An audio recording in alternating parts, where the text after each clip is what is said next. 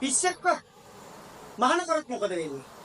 පිස්සන් මහාන වුණත් එකයි මහාන වුණේ පිස්සු කෙලියත් එකයි.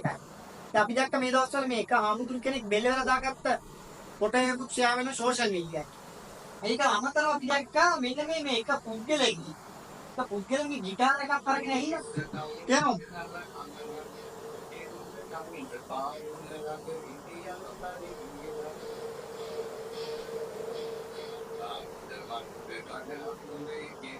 දෙමෝනේ පිස්සු කෙල්ලනවා. පිස්සු ඇනිලා. පිස්සෙක්ව මහාන කරාම පිස්සු ඇදිච්ච මිනිස්සෙක්ව මහාන කරාම මෙන්න මේ වගේ මේ විදිහට හැසිරෙන්නේ. ඉතින් මේ ඕනම කෙනෙකුට සූරක් දා ගන්න පුළුවන්, සූරක් පෙරව ගන්න පුළුවන්, පෙරවගෙන කියන්න පුළුවන් මම භික්ෂුවක් කියලා. ඉතින් කාලෙන් කාලෙට එක එක පිස්සු මහාන වෙලා එක එක පිස්සු සිවුරු දාගෙන මේ විදිහට හැසිරෙනවා. ඒ සිල්වත් ගුණවත් සංඝයා වහන්සේලාට ගෞරවයක් ඇති කරන්නේ. සිවුරු දාගෙන මේ වගේ හැසිරෙන මිනිස්සු අපිට දකින්න පුළුවන්. අපි දැක්ක අර බල්ලෙකුට සිවුර පෙරවන එක්තරා පුද්ගලයෙක් අර විශ්වබුද්ධ කියන.